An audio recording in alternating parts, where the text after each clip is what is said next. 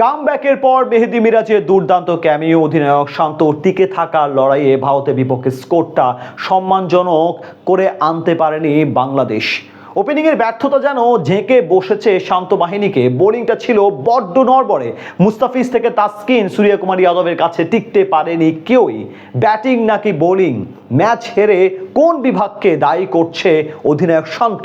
উত্তর জানবো এই রিপোর্টে। ভারতের মাটিতে টাইগার ব্যাটারদের দুর্দশা যেন কোনোভাবেই কাটছে না। বলাররা কেউ উইকেট নিতে না চাইলেও বাংলার ব্যাটাররা যেন ভারতের বলারদের উইকেট উপহার দিলেন প্রথম টি-20 ম্যাচে। অন্তত তাদের শট দেখে এমনটাই মনে হচ্ছিল। ধারাভাষ্য কক্ষে বসে টাইগারদের ব্যাটিং দেখে হতাশ হয়েছেন দেশসেরা ওপেনার তামিম ইকবালও। ব্যাটারদের চরম ব্যর্থতার দিনে ভারতের সামনে খুব বেশি টার্গেট দিতে পারেনি সফরকারীরা। ওপেনিং জুটিতে পরিবর্তন এনে ইমন ও লিটনকে এদিন ইনিংস শুরুর দায়িত্ব দেন কোচ চন্ডিকা হাথুরুসিংহে। প্রথম ওভারের চতুর্থ ও নিজের প্রথম বলে 4 হাঁকিয়ে খেলাটা শুরু করেছিলেন লিটন। তবে পরের বলেই কোনো পরিকল্পনা ছাড়া শট খেলতে গিয়ে উইকেট বিলিয়ে দিয়ে আসেন লিটন কুমার দাস। পরের ওভারে পারভেজ হোসেন ইমন পান্ডিয়ার বলে দারুণ এক ছক্কা হাঁকিয়ে টাইগার্স সমর্থকদের আশা জাগাতে থাকে। তবে সেই আশায় গুড়ে বালি হয় পরের ওভারেই। আশদীপের বলে বোল্ড হয়ে বিদায় নেন এই তরুণ তারকা। তাওহিদ হৃদয় ও শান্ত মিলে এরপর কিছুটা চালিয়ে খেলতে লাগলে ভরসা পেতে শুরু করে সবাই।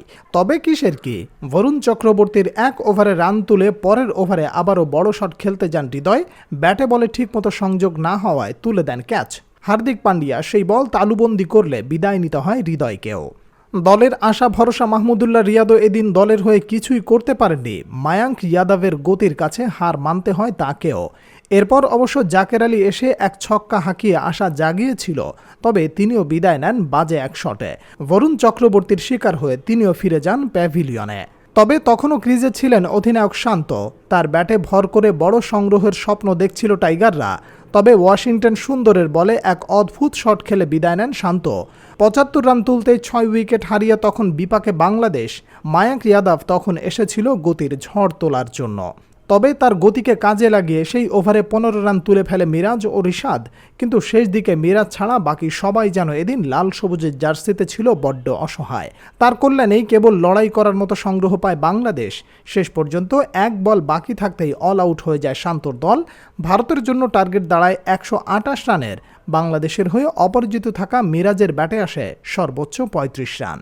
অল্প রানের টার্গেটে ভারতের ব্যাটাররা যেন ছিল বড্ড তাড়ায়। শুরু থেকেই টাইগার বোলারদের উপর তাণ্ডব চালানো শুরু করে দুই ওপেনার সঞ্জু স্যামসন ও অভিষেক শর্মা। 2 ওভারের মধ্যেই তুলে ফেলে 25 রান।